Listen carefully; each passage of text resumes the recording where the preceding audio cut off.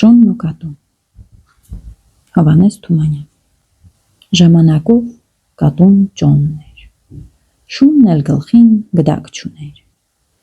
Միայն գիտեմ ոչ որդի անվորդի ճանկել էր մի գարան մորթի։ Եկավ մի օր ձմեռվա մտին, կատվի կուշտը տարավ մորթին։ Վարի աչողում ուստա փիսո, գլուխս մրսեց, իսեր աստծո։ Առես մորթին ու ինձ համար, մի գդակ կարիր գլխիս համար։ Վարձիդ համար միամիտ մնա, համա շատ չուշանա։ Աչքիս վրա քերի քուչի, մի գդակա հոմի քուրք չի։ Քո թանկակին խաթեր համար, ուրբաթ օրը համեցեք տալ։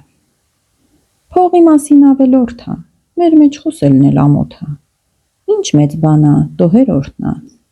միայն մի գդակի վարձ։ Ուրբաթ օրը քերի քուչին, ուստից առաջ բաց կուճին, թափ տալով ծանր ու մեծ, ուստա կատվի շեմին կան։ Ուստեն ուրա, փափախս ուրա, մի քիչ կացի հրես կերևա։ Ուստեն եկավ, քուրքը հագին, շանը տեսավ բեղի տակին, իրեն քիչ փնթփնթաց, ու մուշտարու վրա թնդաց։ Ցուրտը տարավ, վահ տնաշեն, չես թողանում մի շունչ քաշեմ, հեշտ բան հո չի, հլը նոր եմ ցրծամ տվել, թե որ կարեմ։ Դե հեր օրտնած, էտենց ասա, էդ բարկանալդ ինչիսա, փող եմ տվել, վախտին կարի, թե չէ ասա, էք ու ծարի։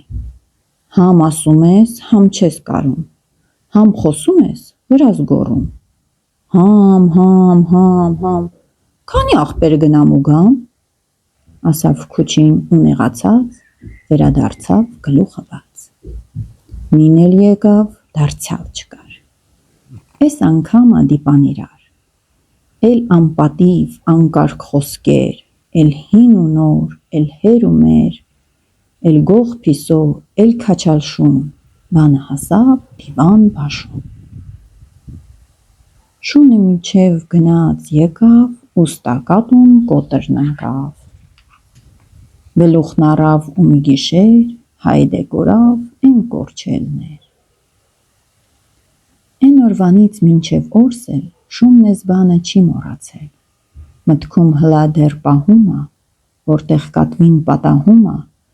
վեր ա թռչում, վեր ա վազում, իր մորթին ա հետ ուզում։ Իսկ սևերես կատուն հանկարծ, հետ ա դառնում ու բարկացած փշտացնում ա, մթամ նոր եմ ցրծամ տվել, թե որ կարեմ։